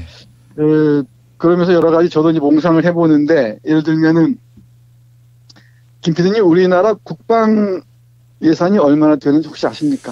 한 10% 되지 않습니까, 교수님? 10%? 15%쯤 된다 그러네요. 아, 예. 여기, 매년, 스톡홀름 국제평화문제연구소에서 발표하는 국방비. 네. 1위가 당연히 미국이고요. 예. 2위가 중국이고, 3위가 러시아고, 4위가 사우디아라비아고, 쭉 내려오다가 한국은 10위입니다. 10위인데 2014년 국방비를 보니까 39조 9,847억 원, 40조쯤 되죠. 예. 그러니까 국방비는 약 15%쯤 된다 그러고요. 예. 10년 동안 국방비가 34%가 증가했다 그럽니다. 아이고. 근데 저는 여기 무기 도입 비용 뭐 여러 가지 쓰이겠지만이 이런 상상을 합니다. 종종 학생들하고 그런 얘기를 하는데 이 몽상이라고 들어주십시오. 이 국방비를 반으로 줄이면은 아니 반으로만 줄이면 어떤 일이 벌어질 수 있을까? 그럼 매년 20조 정도만 우리가 비용을 확보할 수 있다면 이 20조로 무슨 일을 할 수 있을 것 같습니까? 4대강 사업할 것 같습니다. 할 게 더 있나요? 허무는 데 써야 되나? 예. 그 상상을 하는데 사실 그러면은 대학까지 모든 무상 교육이 가능할 겁니다. 그리고 정말 그 복지 비용, 기본적인 복지 비용, 교육 복지가 기본적으로 가능할 거고요. 예.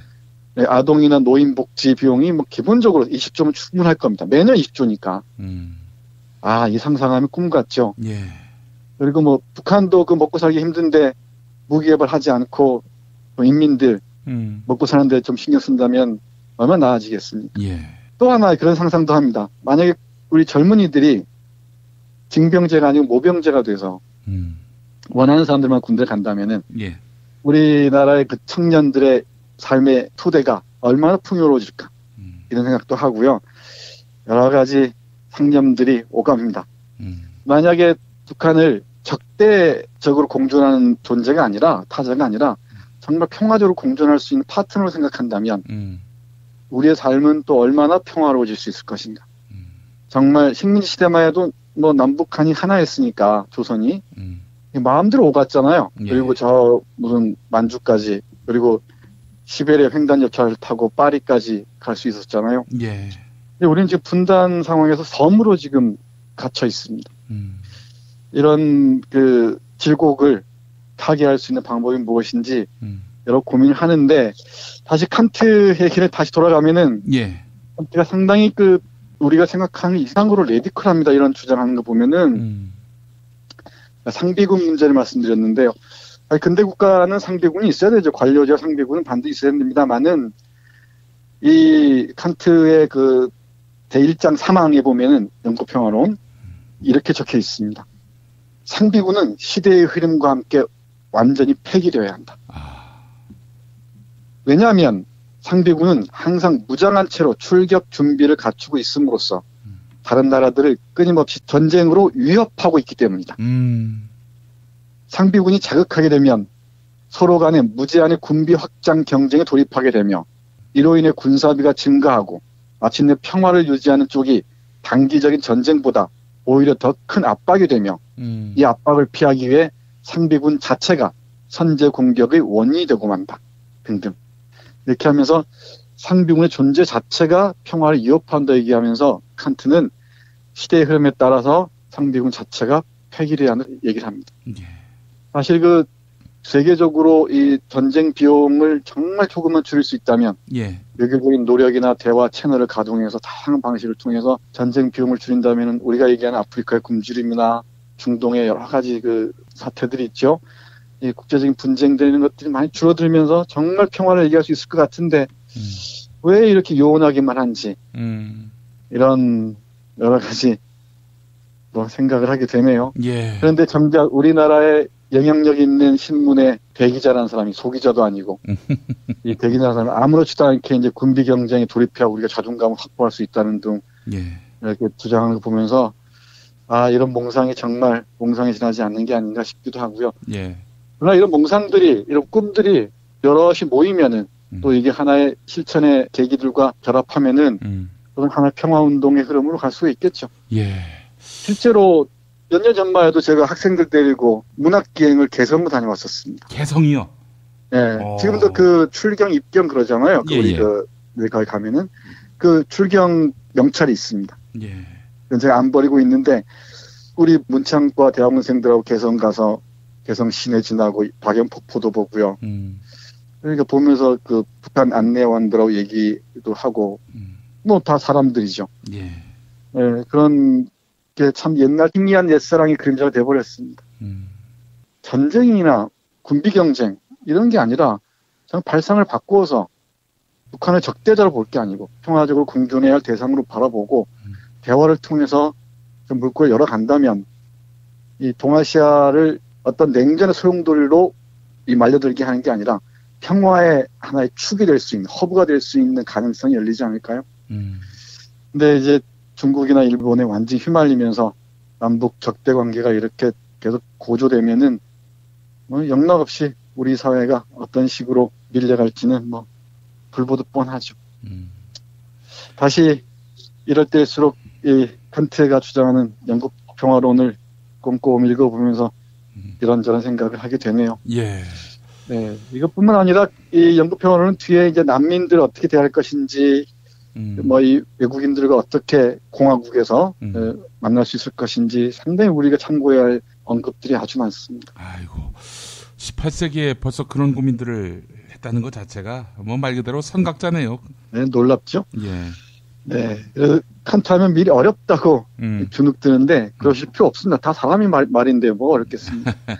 조금씩 참고하면서 도움 받아가면서 들으면은 우리 지금 현재를 바라볼 수 있는 해안들을, 통찰력들을 하나씩 얻을 수 있을 겁니다.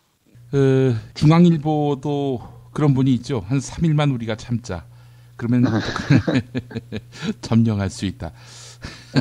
참 정신 나간 분들입니다. 나이를 어떻게 처먹었는지 참. 근데 우리가 정신 나갔다고 얘기하지만 그 사람들이 사실 실제로 전쟁을 만들어냅니다. 예. 이 우리가 광기에 휘말렸다 그러지만은 2차 세계대전 일본 그 군부들의 동향들 보십시오. 몇몇 전쟁광들이 정말 어마어마한 전쟁 소용돌이를 몰아넣고요. 수백만 명을 죽음으로 몰아넣고 이 아시아 전역을 정말 이 호염 속에서 많은 사람들이 인권이 유린된 상황으로 몰아넣죠.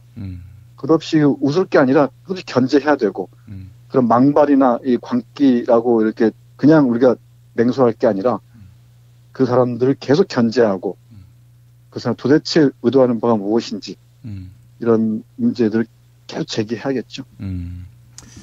알겠습니다, 교수님.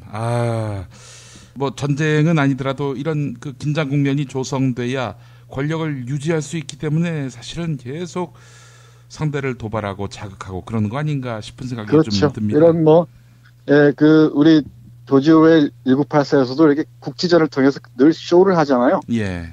자기 부당한 부도덕한 국가를 독재 국가를 유지하기 위해서 뭐 북한도 마찬가지일 테고. 예.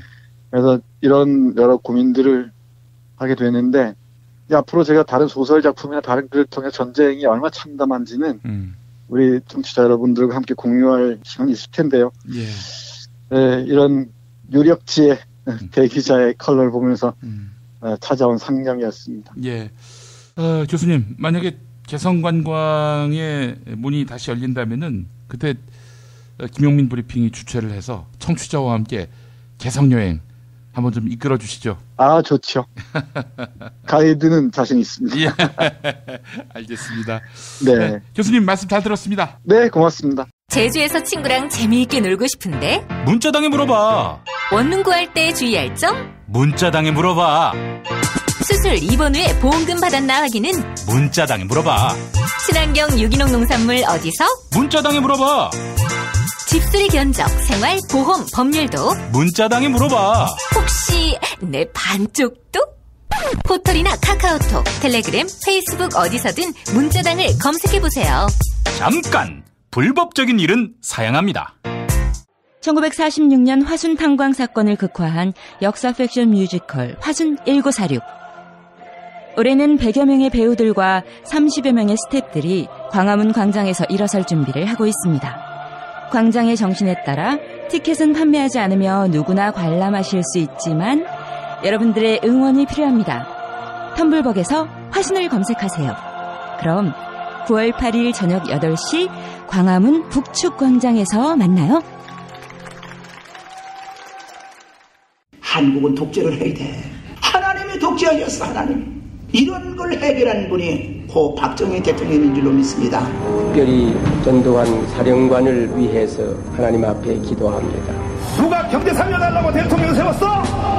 우리가 장모님을 대통령 세울 때는 종북주의자 척결해 달라고 세운 거야.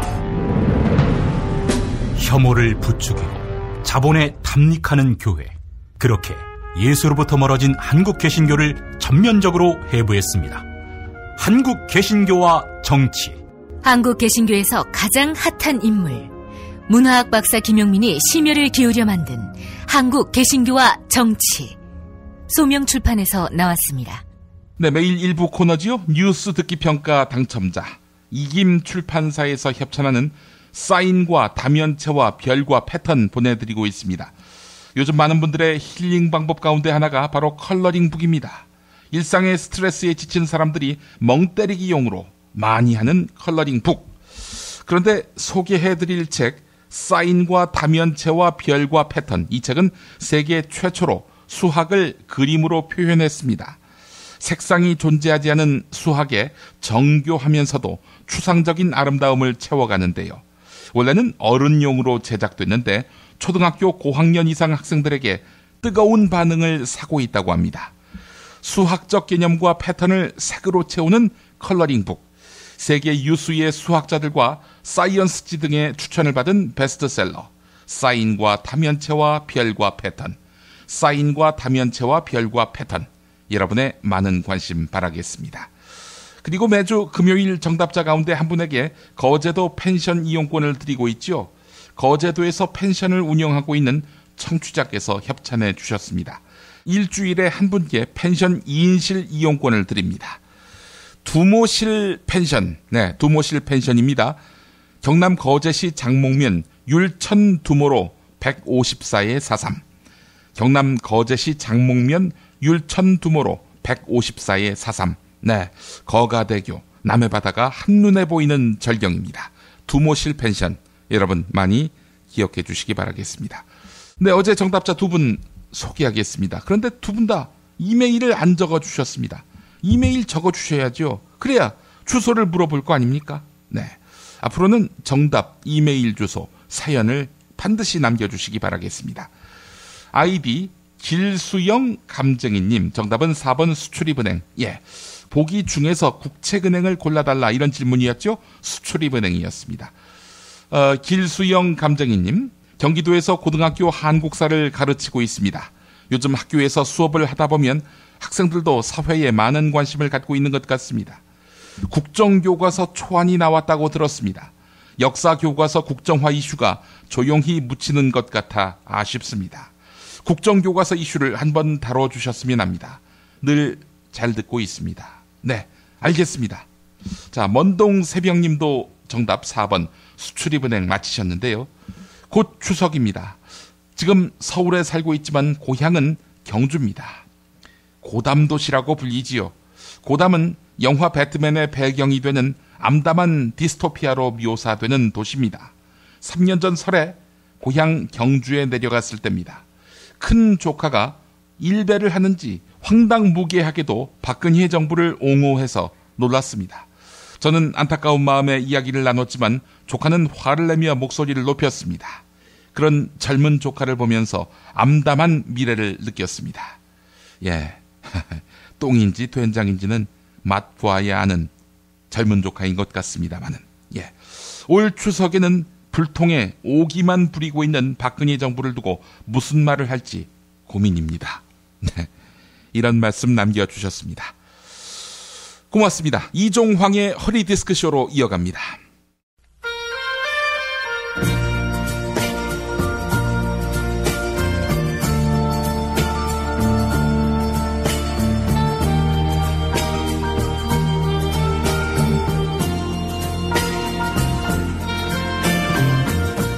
여러분 안녕하십니까? 여러분의 DJ 이종황입니다. 이종황의 허리디스크쇼, 여러분의 신청곡과 사연으로 함께하는 시간입니다. 오늘은 답답검사라는 아이디를 쓰시는 분이 보내온 사연입니다.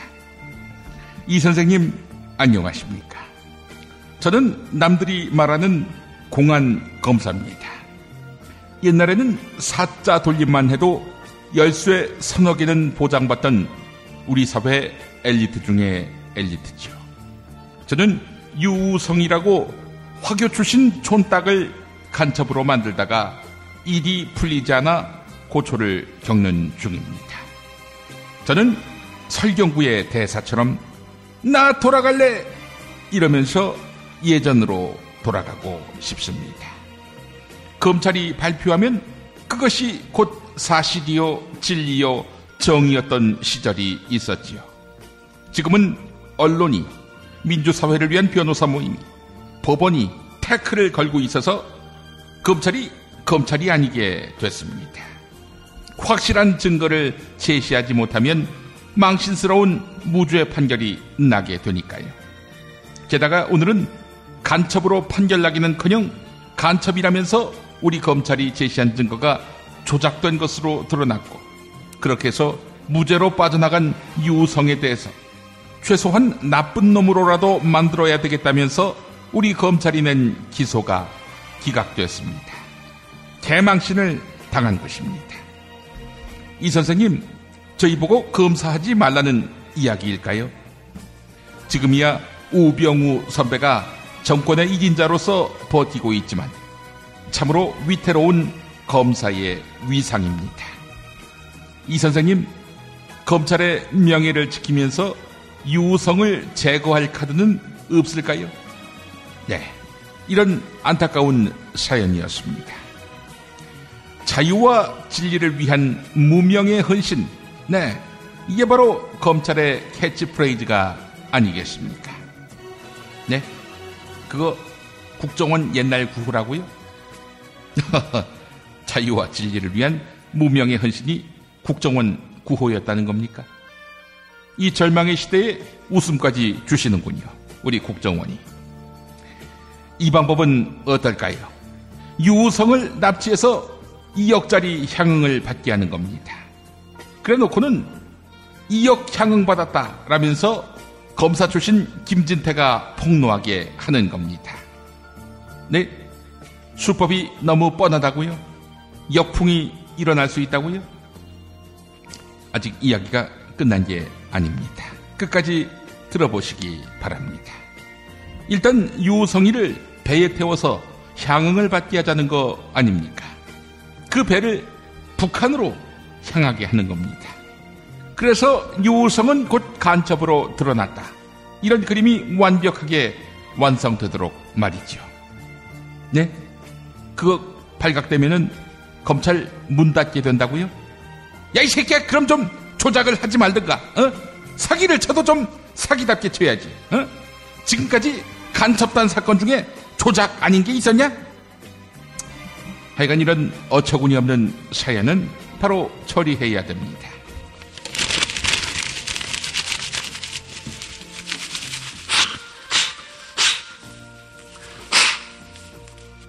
여러분의 신청곡과 사연으로 함께하는 이종황의 허리 디스크쇼는 오늘 마무리 곡으로 윤민석의 몽상으로 함께하겠습니다.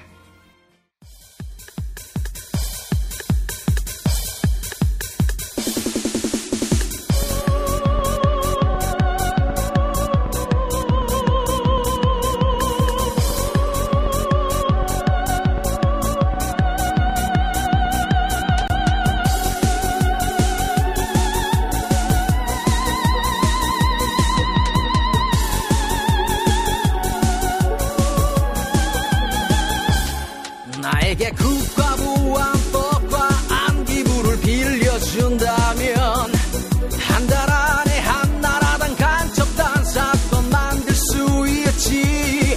나에게 국가보안 법과 이 근안을 빌려준다면 한 달 안에 조선일보 간첩단 사건 만들 수 있어. 아니, 한 달까지 필요 없을지도 몰라. 저들이 했던 대로 무조건 잡아다가 칠성판에 묶어 전기 고문하고 물 고문도 하고 통닭구이하고 비녀 꼬지만 하면 여의도 주름 잡던 국회의원님도 쿠데타 선동하던 어떤 아저씨도 보안법 폐지반대 외치던 아줌마도 빨갱이 간첩이 되지. 나에게 국가보안법과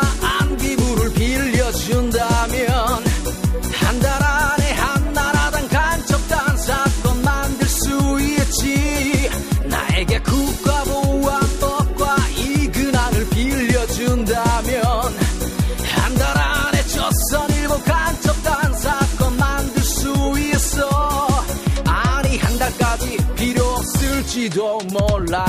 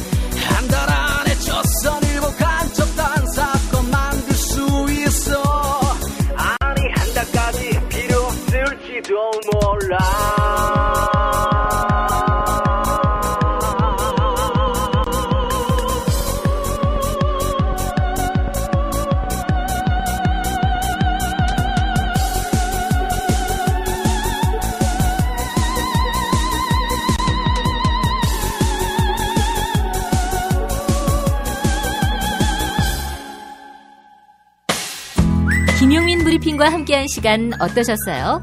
다음 시간에도 보다 바르고 알차며 즐거운 정보로 여러분을 찾아가겠습니다. 팟캐스트 포털 팟빵에서 다운로드하기, 구독하기, 별점 주기, 댓글 달기로 응원해주세요. 잊지 마세요. 다운로드하기, 구독하기, 별점 주기, 댓글 달기.